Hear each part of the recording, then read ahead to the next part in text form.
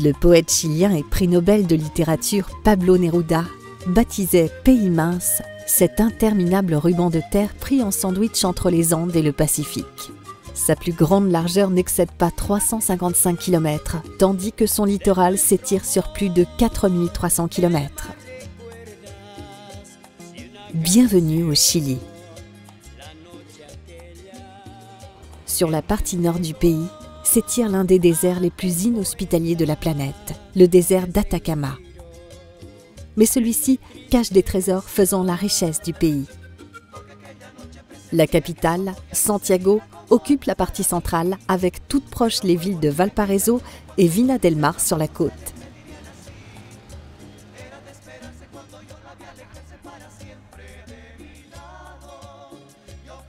La mythique île de Pâques reste une destination gravée dans les mémoires pour y découvrir les moailles, ces fameuses statues de pierre dont l'île est parsemée.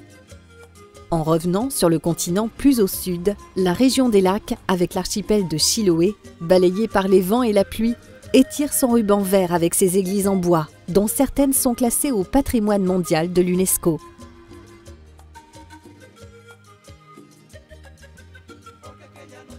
Enfin, dans la région de l'Antarctique chilien, les paysages fantastiques laissent sans voix, avec en apothéose le mythique Cap Horn.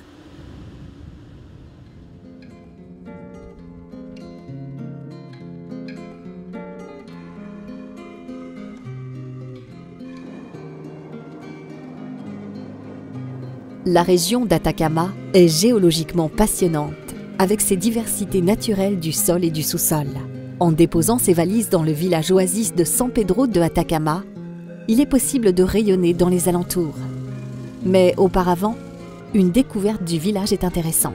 L'église San Pedro est construite en adobe, mélange de terre et de paille pour les murs et en bois de cactus pour le plafond.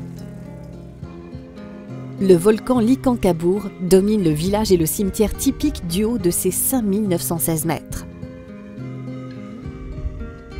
Après avoir quitté San Pedro, la première visite est pour l'une des vallées voisines, la vallée Arc-en-Ciel, dont l'aspect multicolore lui donne son nom. On y trouve de la pyrite, de la calcite ainsi que des oxydes de fer et de cuivre.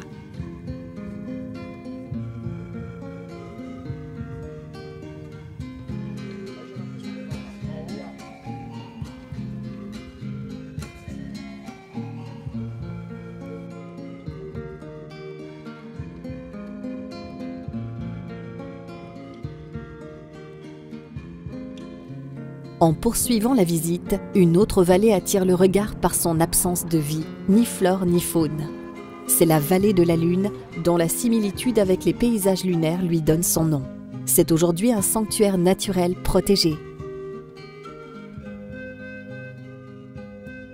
Les couchers de soleil y attirent toujours beaucoup de visiteurs.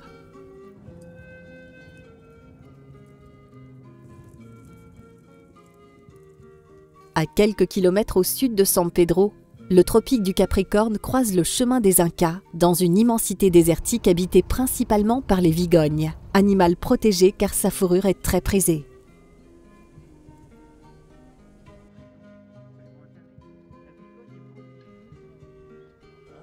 Par tout moyen de transport, il faut se rendre aux superbes lagunes de Miscanti et Minique, nichées à 4000 mètres d'altitude, qui décorent le paysage de leurs eaux émeraudes, enrobées d'un voile blanc de sédiments.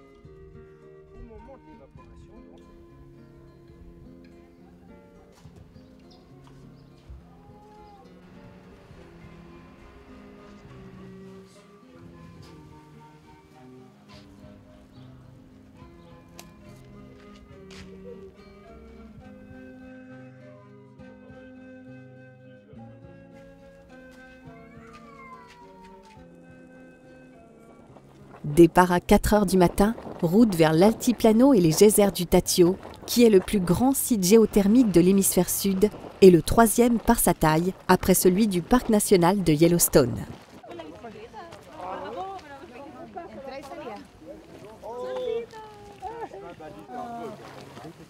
Ces geysers, par un curieux effet de la nature, ne sont actifs qu'avant le lever du soleil, lever qui donne par sa lumière et sa position toute la féerie au lieu.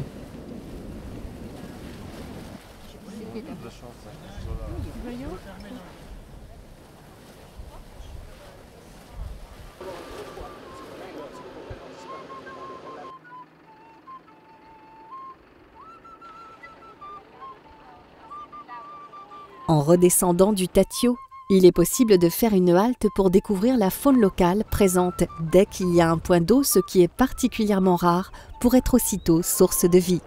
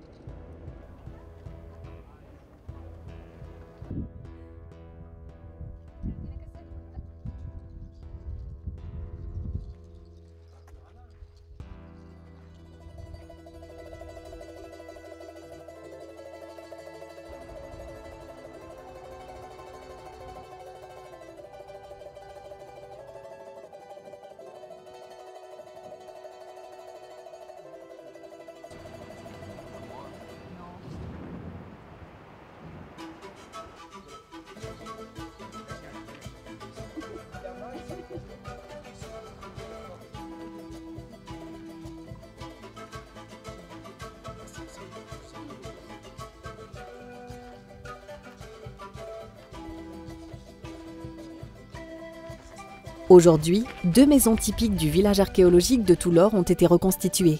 Et il est remarquable de constater que ni clou ni vis ne fixent les éléments. Tous les assemblages sont réalisés avec des lanières de cuir de lama mouillées à la construction et qui, en séchant, compriment les éléments assemblés. L'église San Francisco de Chuy est l'une des plus anciennes du Chili. Elle montre parfaitement les principes de construction de l'époque avec toujours les murs en adobe, la charpente en chanard, arbre du Chili et d'Argentine dont le bois moyennement dur et dense est bien adapté pour la fabrication des charpentes et toujours plafonds et portes en planches de cactus.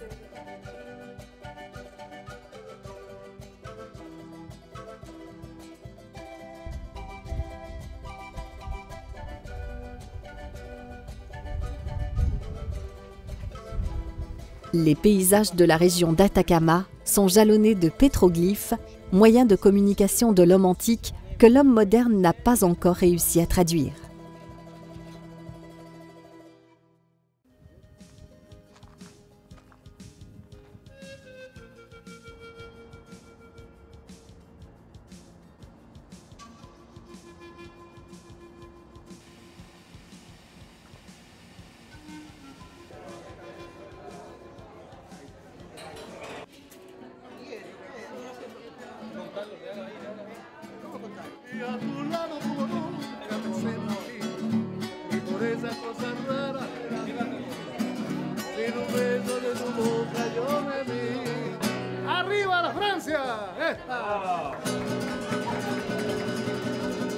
On ne peut pas visiter le Chili sans entendre parler d'un enfant du pays devenu un personnage notoire, le poète Pablo Neruda.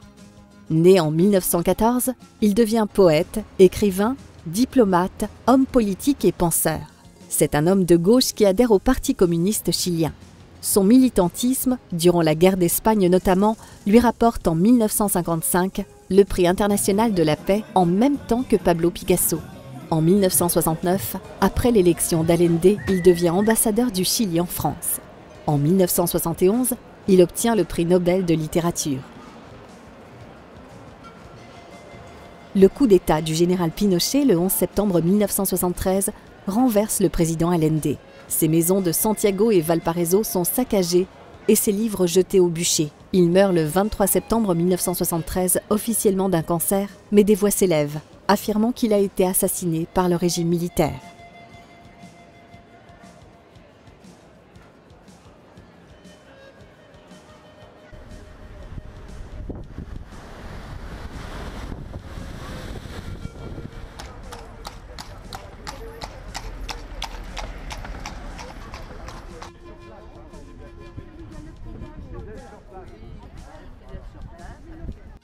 La ville de Valparaiso, inscrite au patrimoine mondial de l'UNESCO depuis 2003, est constituée d'une part de la ville plate, qui abrite le port ainsi qu'une grande partie des commerces de la ville, et d'autre part de la ville haute, avec ses collines où vit 95% de la population.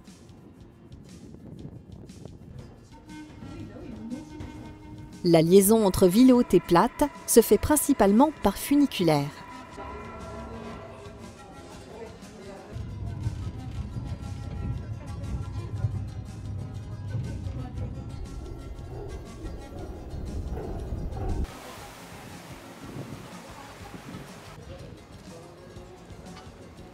La ville haute se caractérise par ses maisons multicolores, dont certaines façades en tôle se distinguent des luxuriantes demeures.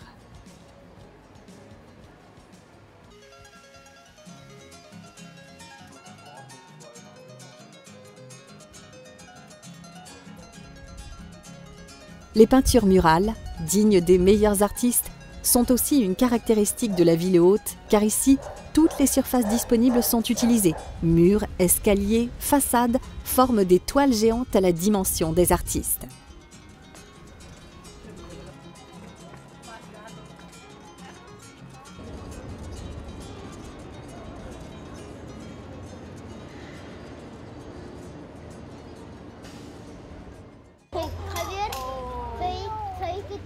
Face à l'océan, au sud de Valparaiso, sur un promontoire rocheux, une maison fascine par sa construction semblable à un puzzle, comme si les différentes pièces avaient été construites au fil du temps suivant l'humeur de son propriétaire.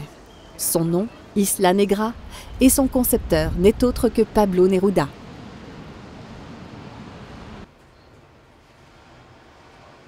Par cette visite, il est plus facile de comprendre la personnalité de collectionneur du poète.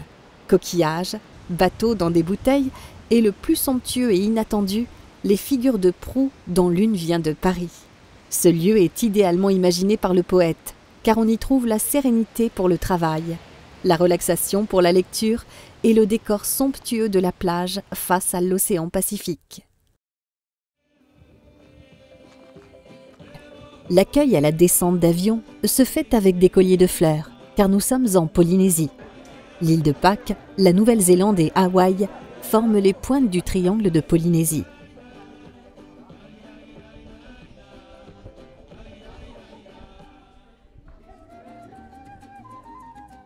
Pour bien marquer son appartenance à la Polynésie, les insulaires nomment l'île Rapa Nui la Grande Rapa ou Grande Île. Les Moaïs, statue monumentale de l'île de Pâques, ont des tailles variant de 2,50 m à 9 mètres, pour un poids moyen de 14 tonnes jusqu'à 80 tonnes pour les plus gros. La quasi-totalité des moaïs de l'île a été excavée de la carrière de tuf de Ranuraraku.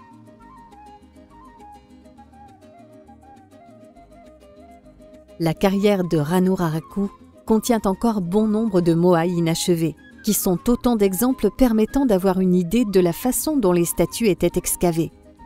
Vraisemblablement, les tailleurs de pierre taillaient d'abord le bloc dans la masse du roc sans détacher le dos de la paroi. Le bloc était dégrossi sur la face avant, puis suivait la sculpture des détails morphologiques, sauf les yeux, qui sont taillés lors de l'édification.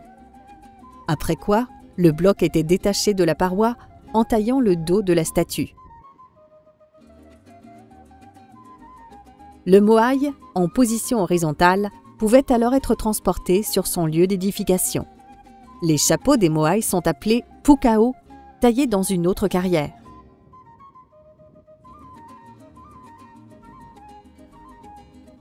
On ne sait à peu près rien des raisons qui ont poussé les Rapa Nui, le peuple de l'île de Pâques, à les ériger à un rythme de plus en plus frénétique et en taille de plus en plus colossale, épuisant sans doute dans cette pénible industrie une partie importante des ressources de l'île la plus isolée du monde. Les hypothèses les plus avancées seraient celles liées à un ancien culte des ancêtres.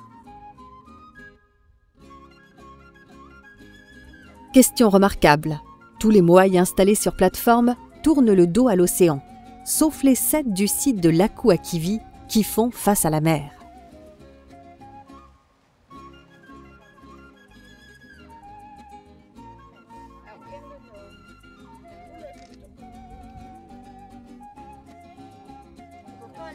jeune, hein. D'accord. Là, ils sont en train de faire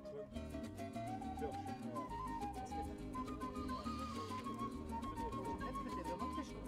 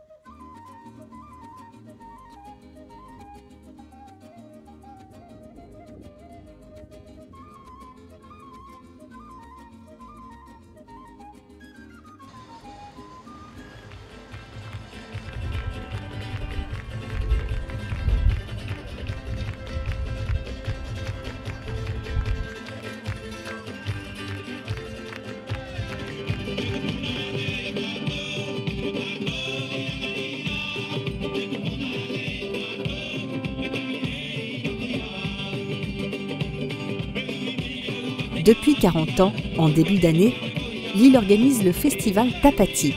Événement culturel de l'année, Tapati et Rapahui couronnent la plus belle femme de l'île et perpétuent les traditions ancestrales.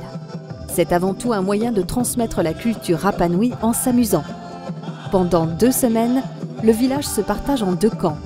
Chacun est représenté par une candidate à laquelle il devra ramener des points en participant à des compétitions. Ces compétitions recréent les expressions sportives et culturelles traditionnelles. Chacune est notée par un jury. La candidate du clan gagnant est élue reine de l'île. Elle en représentera les traditions culturelles pour un an.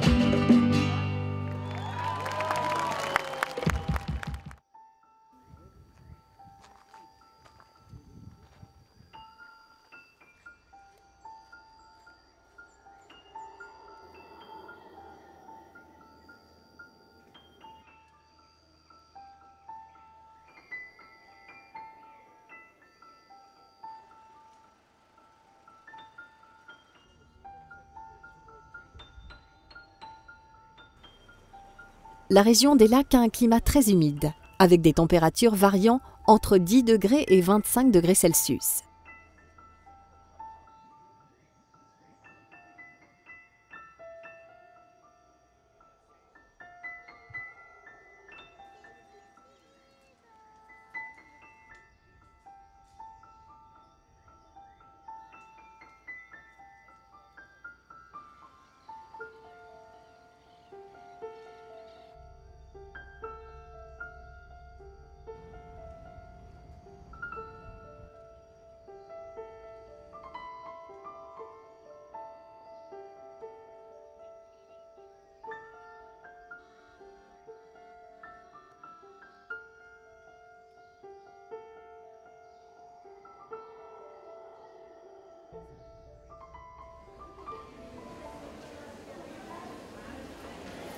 Les commerçants du marché local de Castro utilisent encore les almudes, bacs en bois, qui étaient à l'époque un des éléments de mesure espagnole, dont la capacité peut varier de 1,76 litres à 2,5 litres.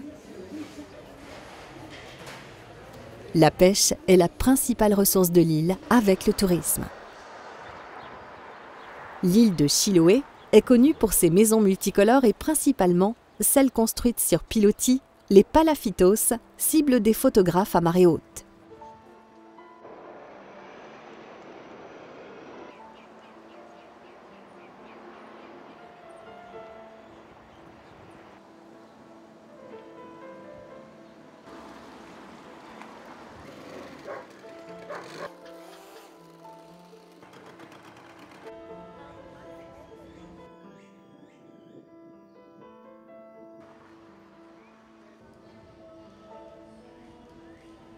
Mais le principal attrait de Chiloé est surtout ses 300 églises et chapelles en bois, dont 16 d'entre elles sont classées par l'UNESCO au patrimoine de l'humanité.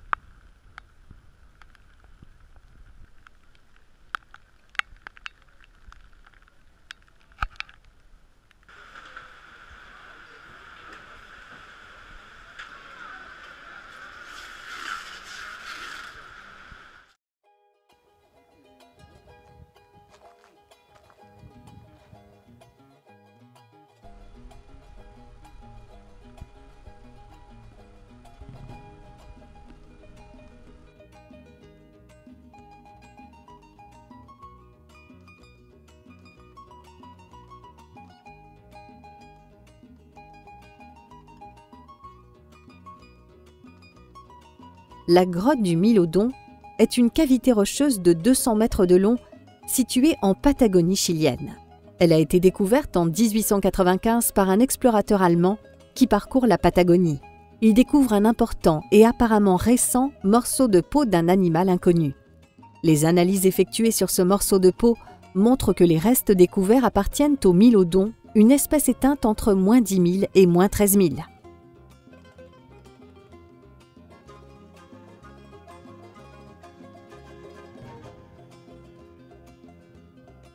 Le parc national Torres del Paine est un parc situé entre la cordillère des Andes et la steppe de Patagonie.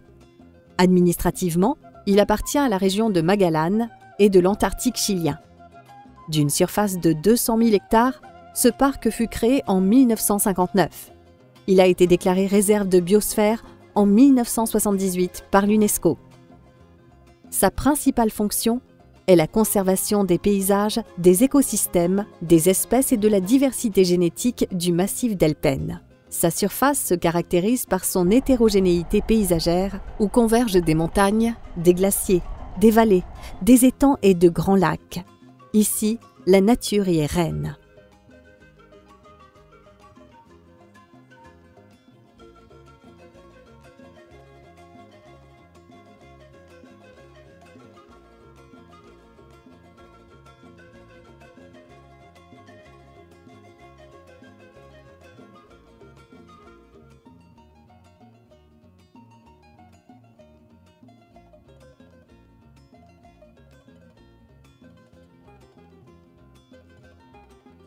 Le détroit de Magellan est l'un des passages maritimes les plus connus du globe.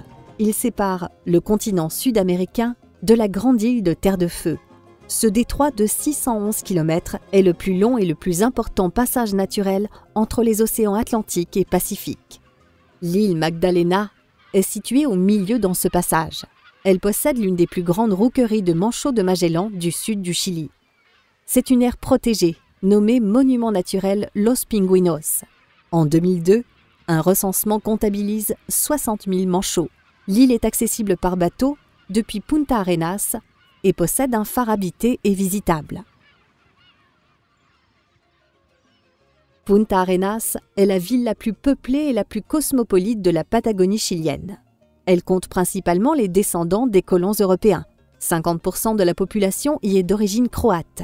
Avant l'ouverture du canal de Panama en 1914, ce fut le principal port pour la navigation entre les océans Atlantique et Pacifique, car les navires y étaient préparés pour le difficile passage du Cap Horn.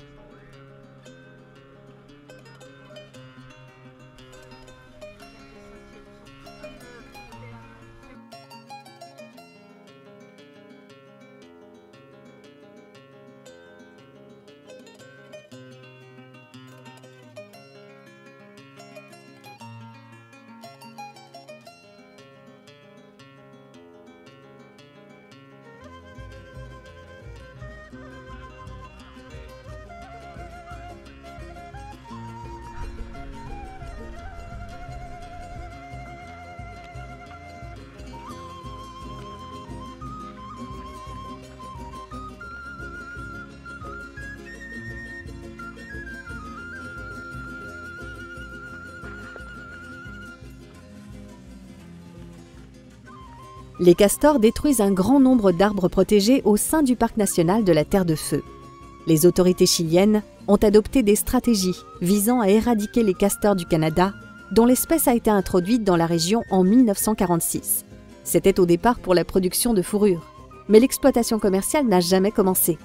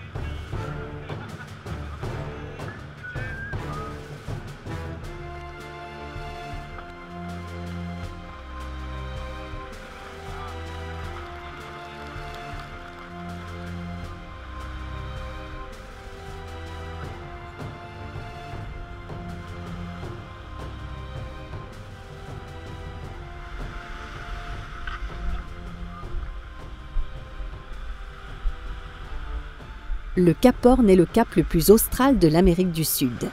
Il marque la frontière nord du passage de Drake entre Amérique du Sud et Antarctique. Pendant de nombreuses années, il a été un point de passage crucial des routes commerciales entre l'Europe et l'Asie. Elles étaient empruntées par les voiliers pour transporter les marchandises tout autour du globe, et ce, bien que les eaux océaniques autour du cap présentent de nombreux dangers. Ces dangers et l'extrême difficulté de son franchissement ont donné au Cap Horn son caractère légendaire, mais aussi la réputation d'être un cimetière marin. Il est parfois surnommé le Cap dur, le Cap redouté ou le Cap des tempêtes. Plusieurs courses à la voile parmi les plus importantes, comme le Vendée Globe, passent par le Cap Horn. De même que les grands navigateurs qui cherchent à battre le record de vitesse du Tour du monde à la voile.